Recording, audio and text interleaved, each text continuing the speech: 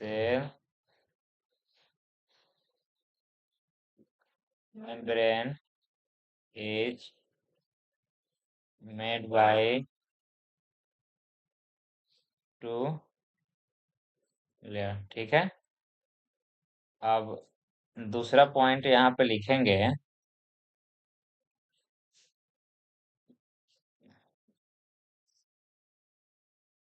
Phospholipid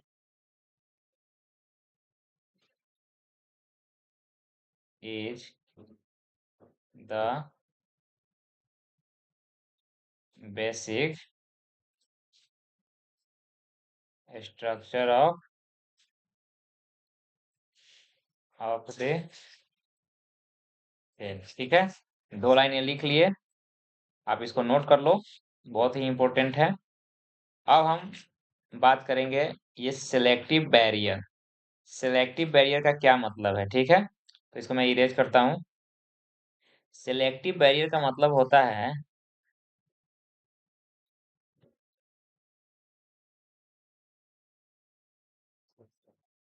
selective barrier means ये किसी भी पार्टिकुलर चीज को ये अंदर की तरफ लेगा या बाहर की तरफ छोड़ेगा।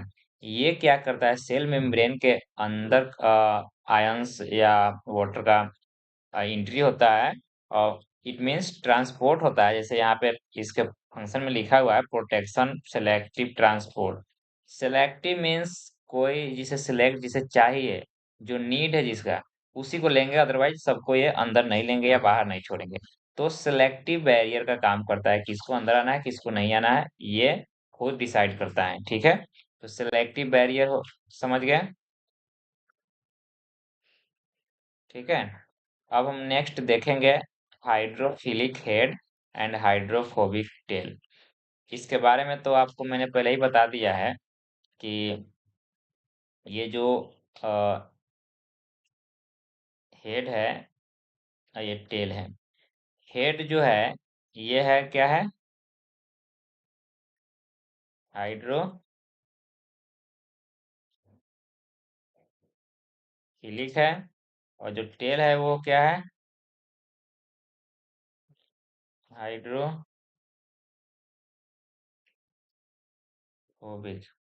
ठीक है, हाइड्रोफिलिक एंड हाइड्रोफोबिक, ये आप समझ गए।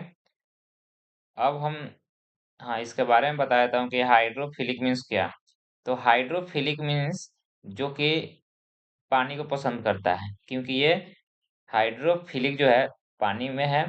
ये सेल के दोनों साइड है, इंट्रा सेलुलर की साइड और एक्स्ट्रा सेलुलर, ये दोनों तरफ है। जैसे कि आपने मैंने बताया था इस लेयर के माध्यम से कि ये समझिए कि ये फोस्फोलिपिड टू लेयर से बना हुआ है, बाई लेयर से है। इसमें हेड जो है ऊपर की तरफ है और टेल भी है जो बीच में है, और नीचे की तरफ भी हेड है।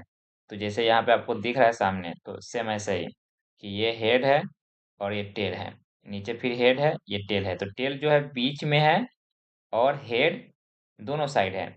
तो दोनों साइड जो है हेड वो लाइक पानी, वाटर। ठीक है, और ये है hydrophobic means head, sorry, head water. Okay. अब नेक्स्ट चलते हैं कोलेस्ट्रॉल की तरफ। ये इस पे, हाँ सॉरी। तो अब हम यहाँ जानेंगे कोलेस्ट्रॉल के बारे में, जो अपना नेक्स्ट टॉपिक था। कोलेस्ट्रॉल यहाँ पे लिखा हुआ है membrane stability and fluidity control. Okay, सबसे पहले लिखेंगे कि ये कहाँ पाया जाता है। ठीक है, कोलेस्ट्रॉल लिख ही लेता हूँ मैं। कोलेस्ट्रॉल इट occur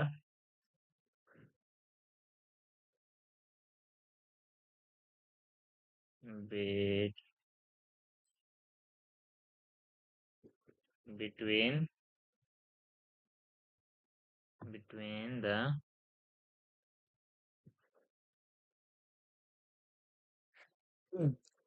तो अब हम जानेंगे कोलेस्ट्रॉल के बारे में। तो कोलेस्ट्रोल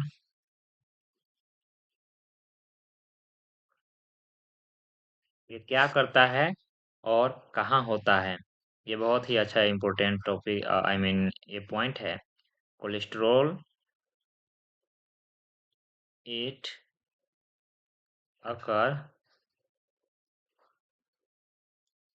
बिटवीन बिटवीन टेल्स, ठीक है। It occur between the tail between tails and it provide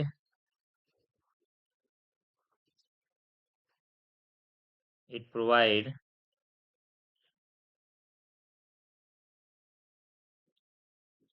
flexibility and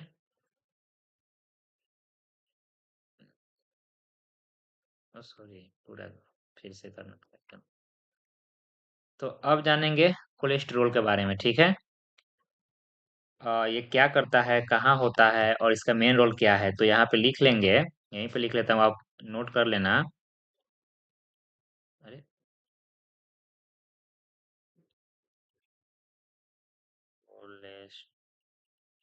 cholesterol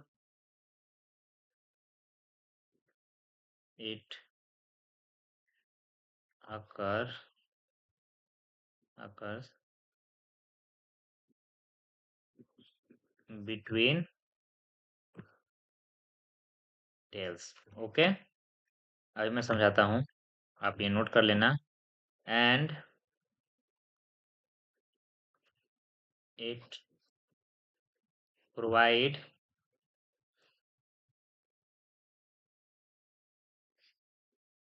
flexibility and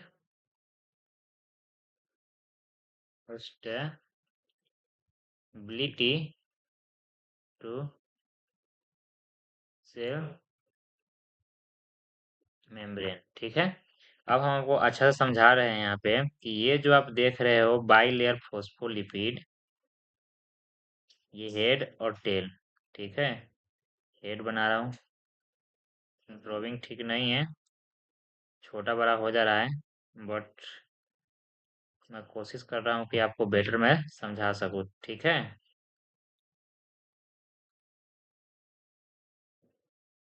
ये क्या है, बाइलेयर है, ठीक है ना। नीचे से भी है, ऊपर से भी है। ऊपर से मतलब कि ये जो हेड है ऊपर की साइड भी है और टेल है वो नीचे की साइड है, ठीक है। ये ये टेल है, हेड नहीं है, ठीक है। और हेड नीचे है। तो ये जो बाइलेयर है, एक लेयर ये है और नीचे का वाला एक लेयर है, तो दो लेयर है। तो जो कोलेस्ट्रोल है, कोलेस्ट्रोल इसी में होता है, ये सब में ना कोलेस्ट्रोल भरा हुआ है, ठीक है। ये सब क्या है, इसमें कोलेस्ट्रोल है। टेल्स के बीच में जितने भी टेल है ना, ये हेड और टेल है, ये हेड और नीचे ये टेल है, तो ये टेल के बीच में पूरा कोलेस्ट्रोल भरा हुआ है, ठीक है। तो ये कोलेस्ट्रोल बहुत इसमें फंक्शन करता है। जैसे कि आपको बता दिया कि ये flexibility and stability to cell membrane, cell को रिजिड होने से बचाता है, ठीक है। सेल को हार्ड होने से बचाएगा, सेल को फ्लूडी होने से बचाएगा। उसका काम क्या है, कोलेस्ट्रॉल है। ये कहीं क्वेश्चन आपको आ सकता है, एमसीक्यू आ सकता है कि सेल मेम्ब्रेन को हार्ड होने से कौन बचाता है या फ्लूडी कौन रखता है, या फिर ज्यादा फ्लूडी होने से कौन बचाता है, तो वो कोलेस्ट्रॉल है, ठीक है ना। ऑप्शन आ सकता है, आई मीन ये क्वेश्चन आ सकता है। और एक लाइन और लिख सकते हैं कि जब कोल्ड टेम्परेचर होता है ना, तो कोल्ड टेम्परेचर में सेल रिजिड होना मतलब होता है, लेकिन उस समय कोलेस्ट्रॉल के वजह से ही सेल रिजिड नहीं हो पाता है। तो कोल्ड टेम्परेचर में सेल मेम्ब्रेन को रिजिड होने से कौन बचाता है, कोलेस्ट्रॉल बचाता है। तो कोलेस्ट्रॉल का काम इतना है, आप जान लिए। और कोलेस्ट्रॉल कहाँ पाया जाता है, तो यहाँ पे होता है टेल्स के बीच में, ठीक है। समझ गए, ओके। अब नेक्स्ट चलते हैं पेरिफेरल प्रोटीन की तरफ, ठीक है। अब देखेंगे नेक्स्ट ये पेरिफेरल प्रोटीन, ठीक है। पेरिफेरल प्रोटीन जो मेम्ब्रेन के सरफेस पे होती है, यहाँ पे आप देख सकते हैं कि ये जो मेम्ब्रेन है और ये जो मेम्ब्रेन है लेयर, इसके सरफेस पे ही होती है, सरफेस पे ऊपर साइड पे ये होती है। तो अगर लोकेशन का बात रहा तो ये पेरिफेरल प्रोटीन ये मेम्ब्रेन सरफेस पे होता है। लेकिन फंक्शन का है तो फंक्शन है स्ट्रक्चरल सपोर्ट। यहाँ दो तीन इसका फंक्शन है, मैं यहाँ पे लिखना चाहूंगा।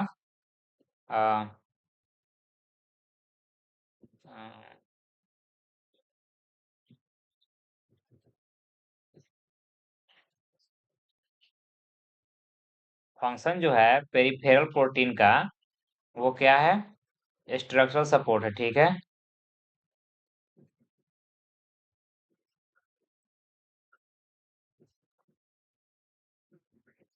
Okay.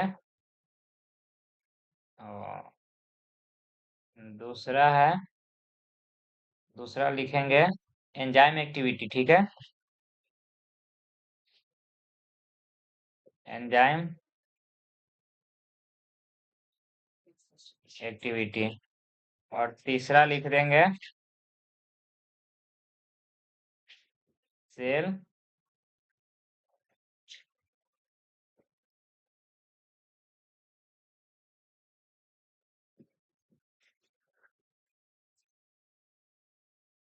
Cell signalling. Signalling means what? जो ये सेल का सिग्नल देता है कि क्या करना है, क्या रिसीव करना है, ऐसे करके ये सिग्नल देता है। तो जो पेरिफेरल प्रोटीन है उसका मेन फंक्शन क्या है? स्ट्रक्चरल सपोर्ट है, ठीक है। और एंजाइम एक्टिविटी है, एंजाइम को एक्टिविटी कराता है, एक्टिविटी में हेल्प करता है। उसके बाद में सेल सिग्नलिंग में काम करता है, जो कि सेल को सिग्नल देता है कि क्या लेना है क्या नहीं लेना है। समझ रहे हो ना? तो पेरिफेरल प्रोटीन का इतना काम था। और ये कहाँ होता है? लोकेशन लिख दूंगा यहाँ पे, आपको डाउट ना हो। Occur on the surface of cell membrane.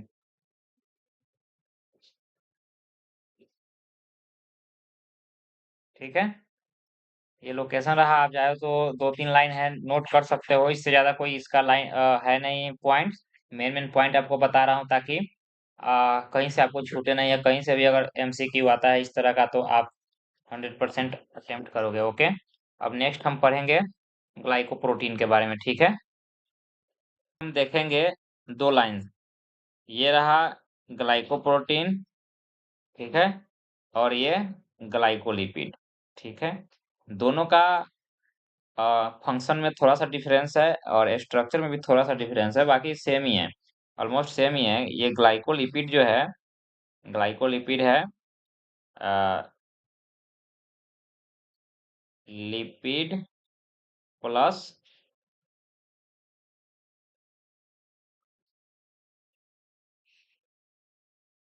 Carbohydrate equal to glycolipid.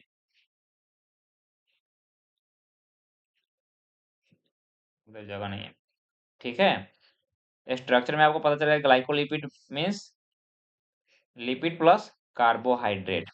Okay. और यहाँ था ग्लाइकोप्रोटीन, तो यहाँ पे हम लिख लेते हैं कि ग्लाइकोप्रोटीन इक्वल टू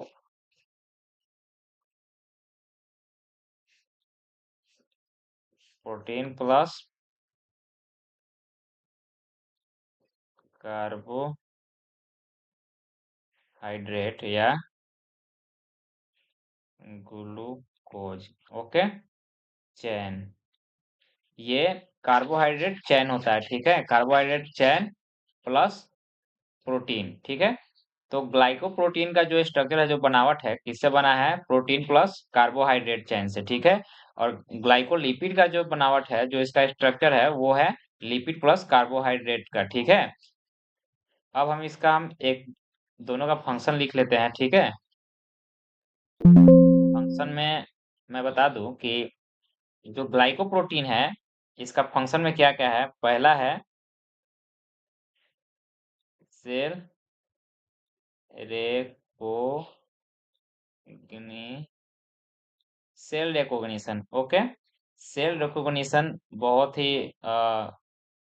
बहुत ही इम्पोर्टेंट है, जो सेल को रिकॉग्नाइज करता है एक दूसरे को। आगे भी इसका मैं बताता हूँ मेन। और उसके बाद में है इम्यून रेस्पॉन्स, ठीक है।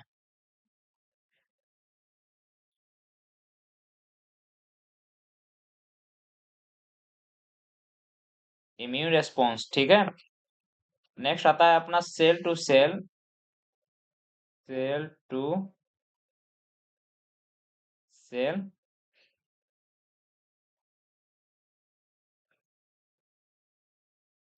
Cell to cell communication, okay. तो ये इसका फंक्शन है। मेन फंक्शन इसमें ये आता है कि जो ग्लाइकोप्रोटीन है, ये सेल रिकॉग्निशन करता है। ये सेल रिकॉग्निशन कैसे करता है, तो ये बहुत इंपॉर्टेंट है। जैसे मैं बताता हूँ मैं, जैसे कि आप ब्लड ग्रुप कराते हो, जो एबीओ है, एंटीजेंस है, तो एंटीजेंस में क्या होता है, ग्लाइकोप्रोटीन होता है, और ग्लाइकोप्रोटीन से ही रिकॉग्निशन होता है कि ये कौन सा है, कौन सा एंटीजन, ए है, बी है, क्या है।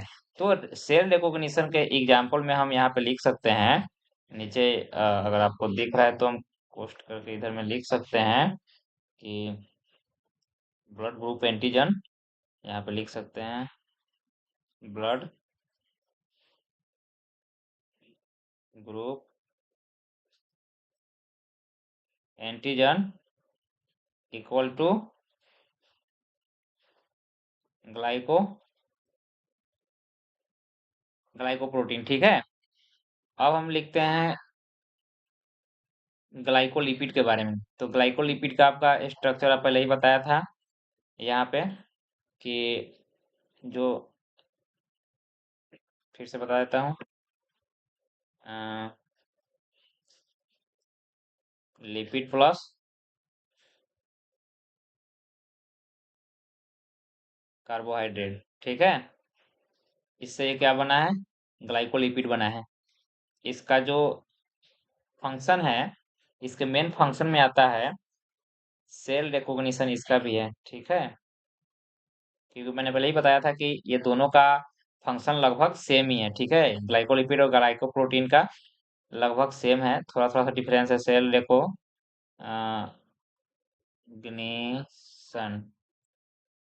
ठीक है। सेकेंड है सेल मेम्ब्रेन स्टेबिलिटी, ठीक है।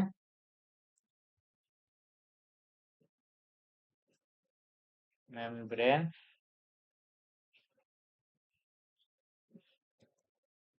स्टेबिलिटी, ठीक है। Cell membrane stability. और थर्ड है प्रोटेक्शन, प्रोटेक्शन प्रोटेक्शन देता है। और ये इसमें ये है ना कि ग्लाइकोलिपिड्स जो है सेल मेम्ब्रेन को बहुत ज्यादा प्रोटेक्शन देता है। दो चीज आपको कंफर्म हो गया, ग्लाइकोलिपिड एंड ग्लाइकोप्रोटीन। ग्लाइकोप्रोटीन ये है जो ग्लाइकोप्रोटीन जो है आपका सेल प्रोटेक्शन और सेल रिकॉग्निशन में बहुत बड़ा हेल्प करता है, जो कि आप अगर ब्लड ग्रुपिंग कराते हो तो इसमें सबसे बड़ा रोल इसका होता है, ठीक है। अब नेक्स्ट हम पढ़ते हैं सेल अध्ययन के बारे में, ओके। तो नेक्स्ट हम जानेंगे किसके बारे में, रिसेप्टर प्रोटीन के बारे में। ये है क्या और करता क्या है, ठीक है। रिसेप्टर प्रोटीन ये एक ऐसा प्रोटीन है जो hormone signalling, binding and signal transduction, ठीक है। इसका मैं आपको बता दूं कि जो ये प्रोटीन है, ठीक है, रिसेप्टर प्रोटीन, फंक्शन क्या है इसका। फंक्शन में बता दूं कि सबसे पहले तो ये क्या करता है, हार्मोन को बाइंडिंग करता है।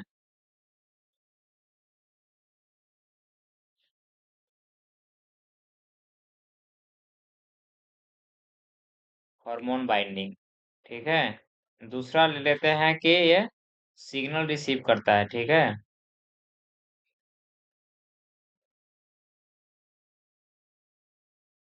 Signal receive. तीसरा है सिग्नल ट्रांसडक्शन।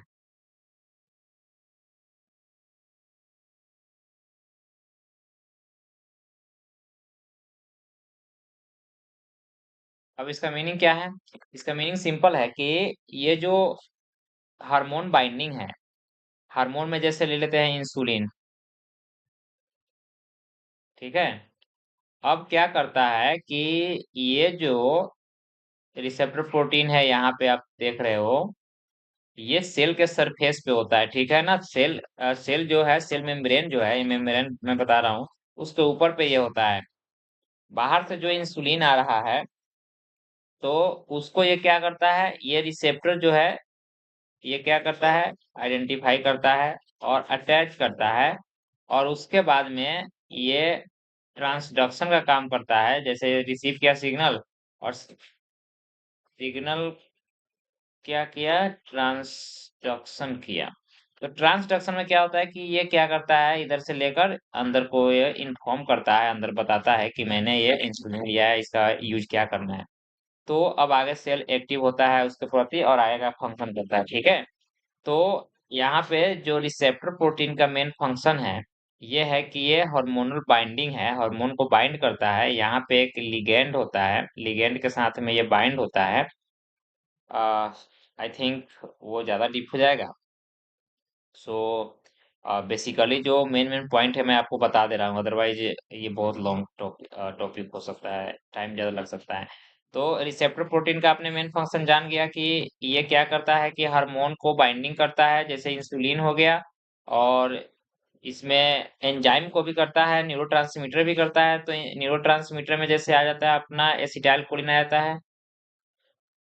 एसिटाइल कोलिन जो होता है, क्या न्यूरोट्रांसमीटर होता है। तो ये जो बाइंडिंग करना नीचे सेल को ये रिस्पॉन्स देना, ये इसका काम है। ठीक है।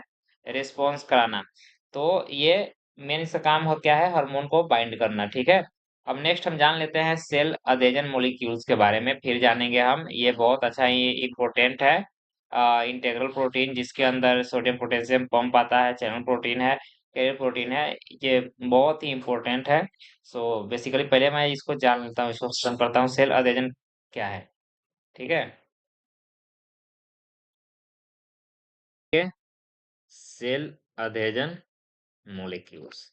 अधेजन का मतलब तो आपको पता ही होगा। अधेजन मीन्स चिपकने वाला। जो अधेसिव होता है, जो चिपकने वाला होता है, एक दूसरे से जोड़ के रखने का काम करता है। तो ये जो है सेल अधेजन, यहाँ पे लिखा हुआ है सेल टू सेल अटैचमेंट। ठीक है। टिश्यू फॉर्मेशन, ये मेन फंक्शन है। ठीक है। ये जो है मेन फंक्शन है, cell to cell attachment and tissue formation. ठीक है। इसका काम ही है, यहाँ पे लिखा हुआ है ये जो है। ठीक है। ये क्या करता है कि एक सेल को, ये दूसरा सेल है, तो ये सेल मेम्ब्रेन है और ये भी सेल मेम्ब्रेन है। ठीक है। तो इस पे ये जो सेल अधेजन मॉलिक्यूल्स है, यहाँ पे मॉलिक्यूल्स होते हैं, इसमें भी मॉलिक्यूल्स होते हैं। तो इसका काम है एक दूसरे से अटैच करना। तो ये क्या करेगा, एक दूसरे से अटैच करेगा और ऐसे ही मिलके क्या करेगा, एक बड़ा ग्रुप बना लेगा। ठीक है। तो यहाँ पे हम अगर एक लाइन में लिखे, ये तो लिखा हुआ है, आप इसको नोट कर सकते हो दोनों को, सेल टू सेल अटैचमेंट और टिश्यू फॉर्मेशन। ठीक है। सेल को ये क्या करता है कि एक ग्रुप में ना पकड़ के रखता है, जैसे ये सेल हो गया, ये सेल हो गया, ये सेल, ये सब सेल है, क्या है, सेल है। तो सेल के जो ये मेम्ब्रेन पे जो ये CAM है, सेल अधेजन मॉलिक्यूल्स है, ये क्या करता है, इसको इसको इस सारे सेल को एक जगह इकट्ठा करके एक ग्रुप में बना कर रखता है। ठीक है। मेन इसका फंक्शन यही है, समझ गए। अब नेक्स्ट हम कर लेते हैं सबसे इम्पोर्टेंट, और सबसे लास्ट भी है लेकिन सबसे इम्पोर्टेंट। ठीक है। इंटेग्रल प्रोटीन के बारे में। इंटेग्रल प्रोटीन्स जो इसके अंदर चैनल प्रोटीन है, कैरियर प्रोटीन है और sodium potassium pump. Sodium potassium pump एक सेल की बहुत ही इम्पोर्टेंट रोल मानी जाती है। और आगे इसी के थ्रू आप जानोगे हर फिजियोलॉजी में, या इसका फंक्शन जानोगे कि ये एक्चुअली इससे होता क्या है। फिलहाल मैं सबसे बेसिक पे हूँ, अभी सबसे नीचे जो सबसे फर्स्ट पॉइंट होता है वहां पे हूँ कि कैसे ये काम करता है। और इससे बॉडी में तो तमाम चीजें होती है, लेकिन फिलहाल अभी हम जानेंगे कि ये क्या क्या करता है इंटेग्रल प्रोटीन। तो इंटेग्रल प्रोटीन में सबसे पहला जो है वो चैनल ट्रांसपोर्ट है, ठीक है। चैनल प्रोटीन है जो पैसिव ट्रांसपोर्ट का काम करता है। तो चैनल जो प्रोटीन है, जैसे कि ये सेल हो गया, ठीक है, सेल का मेम्ब्रेन हो गया, ठीक है, लेयर हो गया। अब इसमें जो चैनल है, चैनल मीन्स क्या होता है? चैनल मीन्स होता है होल, ठीक है। Channel equal to hole. तो ये जो है चैनल प्रोटीन, ये जो प्रोटीन से ही बना हुआ है, ठीक है, चैनल प्रोटीन जो है, अब ये क्या है, होल में क्या करता है, आयंस एंड वाटर का क्या करता है, ये ट्रांसफर करता है इधर से उधर। तो ये काम कर रहा है, पैसिव ट्रांसपोर्ट का काम कर रहा है, जिसमें हम लिख सकते हैं कि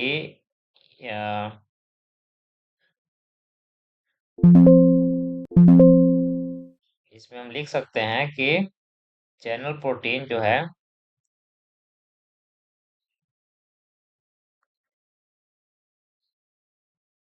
channel protein equal to ion,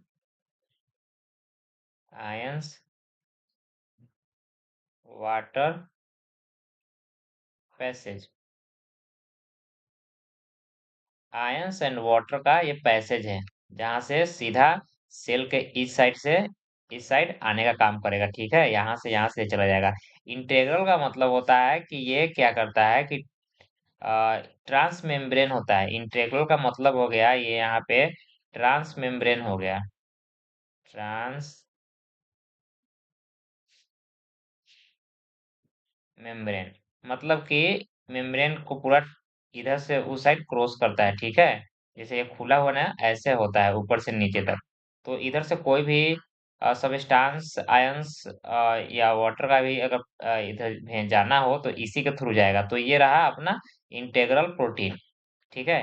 तो इंटेग्रल प्रोटीन में चैनल प्रोटीन जो पैसिव ट्रांसपोर्ट का काम करता है, इसके लिए एनर्जी की रिक्वायर नहीं होता है। इसमें क्या है कि पहले इसमें लिख सकते हैं कि no energy required, no energy required है, ठीक है, इसमें एनर्जी की रिक्वायर्ड नहीं है।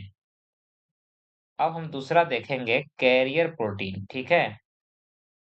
ये है एक्टिव ट्रांसपोर्ट का काम करता है।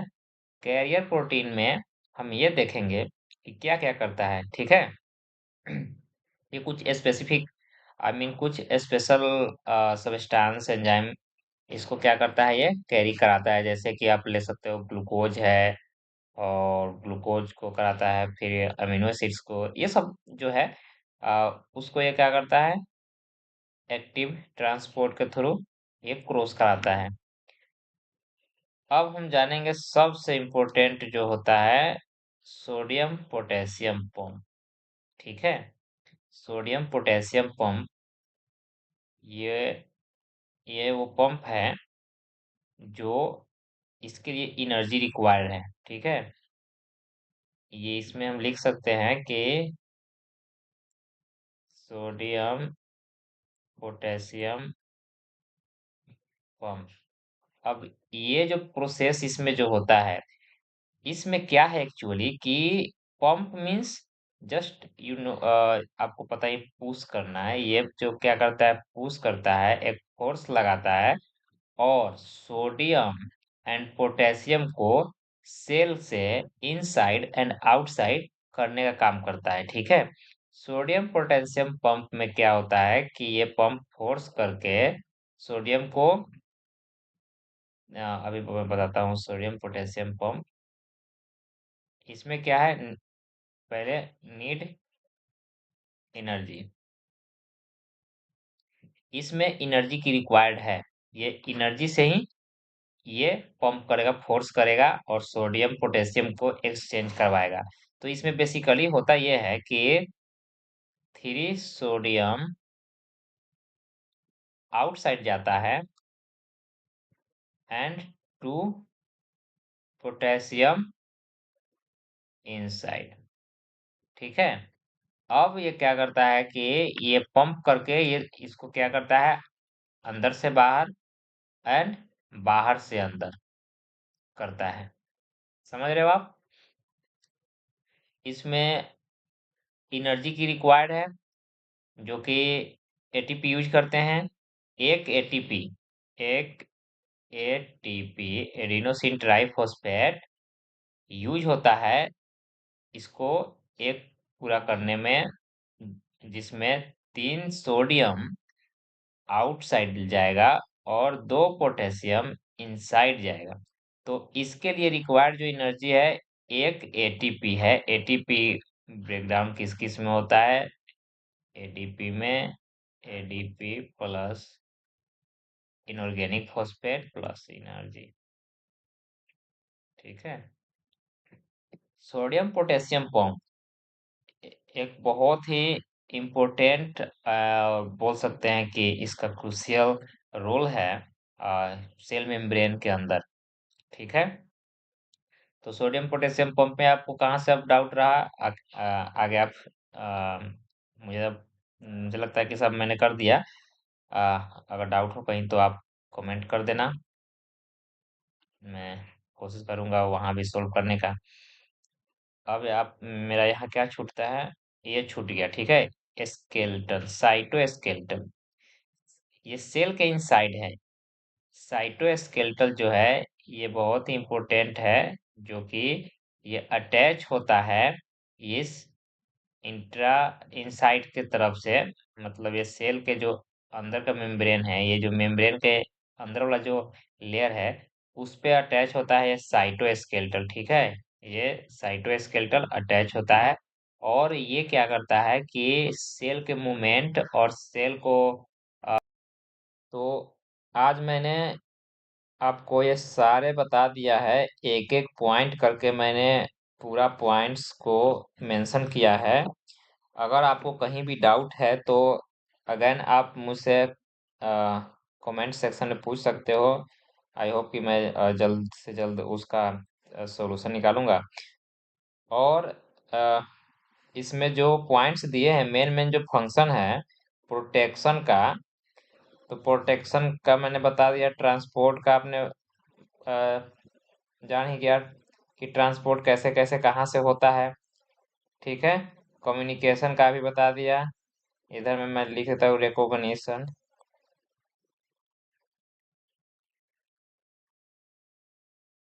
रिकॉग्निशन भी मैंने बता दिया। ठीक है।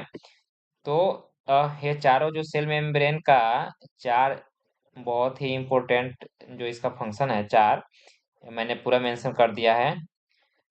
आई होप कि आपको समझ में आ गया हो। अ, अगर आप इंटरेस्टेड हो एनाटॉमी एंड फिजियोलॉजी और medical related all points concept, then I will clear here. And मैं रिक्वेस्ट करूंगा कि आप सब्सक्राइब करिए एंड आगे देखते रहिए।